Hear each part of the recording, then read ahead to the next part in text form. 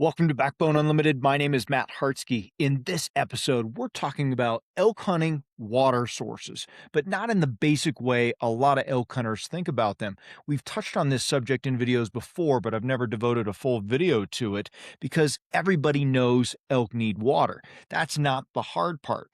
The mistake is thinking every pond, tank, creek, spring, seep, or wallow is all automatically a good place to hunt. It's not. The real question isn't where's the water? The real question is which water source fits how elk are using the mountain right now. That's where most hunters miss bulls. Water only matters when it connects to security, bedding, feed, shade, wind, pressure, and timing. That's a lot of ifs, right? A big, obvious water hole might get used at night. A tiny seep in dark timber might be the daylight key. So today, we're going to break down how to hunt water as part of a system, not a shortcut. I've been there, tried to use it as a shortcut, and it didn't work. Now, if you're not familiar with who I am, I've been hunting and guiding Western big game for over 34 years, and I've been a professional strength conditioning and nutrition coach for more than 30 years, and I'm here to help you become a more successful and consistent elk hunter. Now, most elk hunters misread water because they treat it like a destination instead of just a clue. I have done that as well. We will find a pond, a tank, a creek, a wallow, and think elk have to drink. I'll sit here. And sometimes it can absolutely work. I'm going to have somebody message me or 10 people message me from this video and tell me that they sit water all the time and kill bulls all the time. And that's great. But I think it really depends on the place that you hunt because there is a ton of the West that is not going to work because elk aren't choosing water based on what looks obvious on your map. They're choosing it based on survival. Can they approach it safely? Can they use the wind? Can they stay in cover while they do it? Can they leave really fast? Can they drink without walking through pressure? That's what matters. A big tank near a road might be covered in tracks, but those tracks are probably going to be getting made at midnight. A tiny seep 300 yards above it might be the real daylight source. That's the difference. The best water source isn't always the biggest one. It's the one elk can use without giving up security. I like to break elk water into three types. The first is destination water. That's the obvious stuff, right? The big ponds, the stock tanks, the lakes, major creeks, developed springs, and big wallows. Those spots matter, but everybody can find them. The second is transition water. This is water elk hit while moving between feed and bedding. It might be a small seep, a creek pinch, maybe just a wet spot on a saddle, a shaded trickle, or a spring along their travel route. Those spots can be very huntable because they're tied to elk movement. The third place is security water. This is the stuff a lot of elk hunters miss. Those hidden seeps, the wet north-facing draws, the small springs in the timber or muddy pockets near bedding. Those are all places elk can use without stepping into the open. Destination water gets a lot of attention. Transition water reveals elk movement and they become more valuable. But security water often holds the elk that don't want to be found. That's your highest level of water source. So don't just ask, is there water? Ask, what kind of water is this? Water without security is just a landmark. That's one of the biggest things to remember. A water source might look perfect on a map, but if elk don't feel safe using it in daylight, it's not a good hunting spot. You need to look at the country around the water. Can elk approach this with cover? Can they check the wind? Can they stand in timber before committing? Can they bed close by? Can they leave quickly if something feels wrong? Can they use it without crossing human scent? That's what matters. A wide open pond might show tracks everywhere, but if those tracks are made at night, you don't have a real setup. A small ugly seep in the timber might not look impressive, but if it lets a bull stay hidden, it can be way more valuable. Elk don't need pretty water, they need safe water. Your water strategy also changes with timing. You can't hunt water the same way every day of the season, right? Early season heat, that can make water more important, especially in dry country. But even then, the key isn't just water, it's Safe water. In a dry year, elk might be forced to use fewer reliable water sources. That can make water powerful, but it can also make those sources crowded with hunters or cattle or trail cameras and human scent. In a wet year, elk might spread out because small seeps, puddles, and hidden springs are available everywhere. During the rut, water still matters, but it might connect more to cows and bedding and wallows and bull movement than just simple thirst. Later in the season, your cooler weather, your snow, your frozen sources, and feed and thermal cover can all change the water pattern. So try not to ask, is there water? Ask, how important is water to the elk right now? Hey, if you hunt public land elk and you're tired of grinding through random seasons, I built the Elk Hunting series of ebooks for you. Most hunters don't struggle because they lack effort. They struggle because they lack a system. And that's exactly why I built the Elk Hunting ebook series as a complete progressive framework for Western elk hunters who are done guessing and ready to hunt with intention. Volume 1 is going to be Foundations and Reality. I reset your mindset and expose the assumptions that quietly wreck seasons. In Volume 2, Finding Elk and Understanding Pressure, you'll learn how elk actually move under pressure so you can anticipate instead of react. In Volume 3, Terrain, Wind, and Position, I break down how to use landscape and thermals to consistently create opportunities. In Volume 4, Calling, Silence, and Pressure, sound becomes a decision tool, not an impulse. In Volume 5, Bow Hunting Execution, we're talking about close range strategy so you can finish your encounters. And in Volume 6, Late Season and Post Rut, we're talking about how elk shift after the rut and how to adapt when others quit.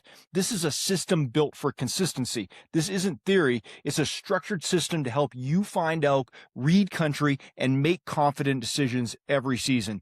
Buy each volume individually or bundle them all to save 50% off at backboneunlimited.com.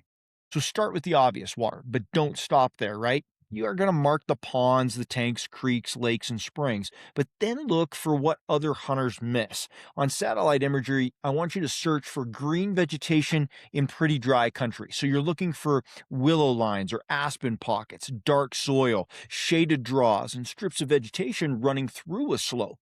Those are moisture clues. On topo, look for drainages that start high and fade out. Look for benches below steep slopes, north-facing cuts, shaded pockets, saddles, and terrain folds. All of those might hold seepage. A lot of good elk water doesn't necessarily look like a pond. It might just be a muddy seep. It might be a trickle, but it's probably enough to keep elk from dropping into the obvious creek bottom.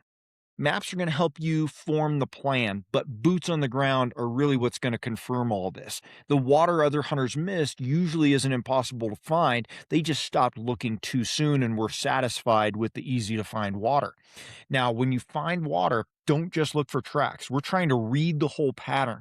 So first, look at the freshness. Are these tracks sharp? Is the mud still wet inside the track? Are there fresh droppings? Is the wallow churned up? Is it still cloudy? Is there fresh odor? Are there rubs nearby? Then look at direction. Where does it look like the elk are coming from, and where does it look like they're leaving and headed to? Are they dropping in from bedding? Are they climbing up from feed? Using the shaded side? Circling downwind? The trail matters more than the mud. It's also important to pay attention to human sign. Boot tracks, ATV tracks, trail cameras, old blinds, cut branches, all those obvious access things like trails, that all matters, right? So that you're not hunting something that seemed like a good spot to you, but probably has a lot of pressure. If elk sign and human sign are both stacked together, assume that the elk are probably going to be adjusting away from there. They might still use that water, but probably not by daylight. So the better question isn't, are elk using this? It's, can I hunt this without it blowing up, or can I hunt this before the elk transition out of here? So a lot of times the best setup isn't on the water, it's on the approach. And that's where elk make the decision. They might stop in cover before stepping out. They might circle downwind. They might pause on a bench. They might use the shaded trail instead of the more obvious trail that a lot of people look for. That's where you want to be thinking. Too many hunters crowd the water. They walk into the mud. They leave scent on the edge. They step on the trail. They sit really close to it. Then elk hang up or wind them or shift their patterns altogether. So instead Instead of rushing to the water, try to back out, read the route, try to observe from a distance. You don't have to walk right up there to figure everything out. Where's the cover pinch down here? Where does the trail enter the opening? Where can you shoot without contaminating the source? And are you paying attention to the wind so you can play it? Don't hunt the water just because it's there. Hunt the place where elk decide whether that water is actually safe for them. Now, water sources can also be really tricky because wind is often unstable around them. That has been true for me so many times. Doesn't matter whether it's creek bottoms, tanks, shaded draws, spring pockets. Seems like they're always in an area where there's a higher probability of swirling wind. That means good sign doesn't automatically mean a good setup for the hunter. You have to ask what the wind is going to do when it matters. What happens when the afternoon thermals rise? What happens when the shade hits the slope? What happens at last light when cool air starts dropping? Can elk approach this place from above? Can they come in below you? Can they circle downwind before you ever see them? And just as important, can you get in and out without crossing their trail and leaving your scent? A great water source with bad wind is really just a time trap, so don't force it. Your setup has to beat the elk's nose. It has to be available to you to set up where the elk are not going to wind you, right? Or the spot is worthless. So you've got to pay attention to all those things. And one of the biggest challenges for me as well was always, how far away can I get and realistically get a shot? Is the area choked with brush close to it where you can't get a shot and you're going to have to try to sit close?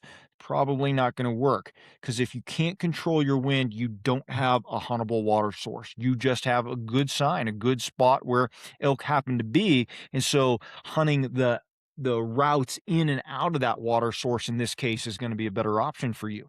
Now, one of the things that gets all of us excited is wallows. I get it. A fresh wallow feels like proof, but a wallow doesn't automatically mean you've found a kill site. Some wallows are used at night. Some are old. Some are checked once in a while. Some get visited by every hunter in the drainage.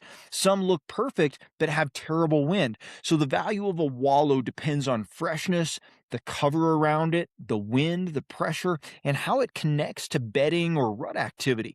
A wallow close to secure bedding might be better than one in a wide open meadow. A wallow on a travel route might be better than one sitting by itself. So look for fresh mud, the strong odors, right? You can't mistake that. Rubs, tracks, multiple trails. But don't get hypnotized by the wallow. Sometimes the better setup is on the trail between the bedding, right? The cows and the wallow. A wallow tells you a bull has been there. It doesn't automatically tell you where to kill him. Now, an important note here is that pressure can change water fast. Opening week, road traffic, calling pressure, trail cameras, boot tracks, and human scent can all shift how elk use water. They might still need the same water, but they might change the time, the route, or the source altogether. They might use it only at night. That happens an awful lot when pressure hits. They might approach from the thick side. They might drop to a hidden seep instead of the one you expected them to use. They might bed closer to water so they don't have to move far in the daylight. That's where a lot of elk hunters make a bad assumption. They check the obvious water, don't see elk, and decide the elk left. Maybe they didn't. Maybe they just adjusted. Pressure doesn't always push elk miles away. Sometimes it only pushes them from obvious water to more secure water. So when the main source goes cold, don't quit. Look for the secondary sources. Look for the hidden seeps. Look for the safer approach. And before you commit time to a water source, I want you to get in the habit of scoring it. So I use 5 categories to score water. First is reliability. Is it actually wet right now, or is it just seasonal? Second, security. Can elk use it without exposing themselves? Third, connection. Does this water connect feed, bedding, and cover, maybe rut activity or their natural travel routes? Fourth, pressure. How easy is it for other hunters to find and access this? If it's huntable by a lot of other guys, I'm out. Fifth, huntability. Can you actually get in, set up, play the wind, still get a good shot, and get out without ruining that spot? That's the real test. Is the spot actually huntable? A water source can be reliable but too exposed. It can have tracks but bad wind. It can look perfect but be hunted by everybody. On the other hand, a smaller source with good security, low pressure, and a clean approach might be the better play. So don't ask whether water exists. That doesn't really matter in the big scheme of things. Ask whether it's reliable, secure, connected to other important features or movement, overlooked by other hunters, and the most important, huntable. So here's the full system. I would have you mark the obvious water first, then search for the hidden water through vegetation, topo, shade, drainages, benches, and north facing pockets. Next, rank each source by security and connection, not just by its size or its ease for you to find. Then scout the approach trails. Don't just stand in the mud and get excited, right? That doesn't matter. Often the best way to hunt water is by staying farther back. Figure out how elk are actually entering and leaving, check the wind, and get yourself hidden. After that, identify setups that actually work with wind and thermals. If you can't hunt it cleanly with the wind, don't even force it. Then match your timing to the heat, the drought, the moisture, the rut phase, and pressure. And finally, protect that source. Don't walk all over it. Analyze it from as far away as you can. Don't oversit it. Don't contaminate the trail. Don't educate elk just because you got impatient. This is the backbone water system. Locate the water, evaluate the security, position yourself on movement instead of the water, execute only when the setup's clean with the wind, adjust if the pressure or the sign or the wind changes things. Water isn't the whole plan, it's the clue that helps you build one. Elk need water, but water alone doesn't make a location good. That's the moral of the story here. That's the part a lot of elk hunters miss. They mark water and hope, but the hunters who get better ask deeper questions. Why would elk use this source? When would they use it? How would they approach it? Can they use it safely? Can I hunt it without blowing it up? That's a big difference. The best water source might not be the obvious ones. It might be the smaller, darker, steeper, higher, harder to see, or closer to bedding. And that's why a lot of other elk hunters miss it. They're looking for the landmark. You're looking for the pattern. So don't hunt water like it's a shortcut. Hunt it like a connection point inside the elk survival system. The water source that finds bulls isn't always the one on the map. It's the one that gives elk what they need without making them feel exposed. Now, if you want to go deeper into elk movement, pressure patterns, terrain positioning, and structured decision making, that's exactly why I built the elk hunting series of ebooks. It's a progressive system designed to help you understand how elk actually move, how they use country, and how to position yourself accordingly. I have a link to those ebooks in the description. If you want hands-on application and real-time breakdowns, we have an in-person Elk Camp 2026 that is built around this same philosophy, structure, preparation, and execution in real terrain. You can check that out at backboneunlimited.com. And if you want ongoing access to the Team Backbone community, classroom, my full digital vault of elk resources, private discussions, and direct communication to me for planning, you can join Team Backbone at backboneunlimited.com underneath our membership tab.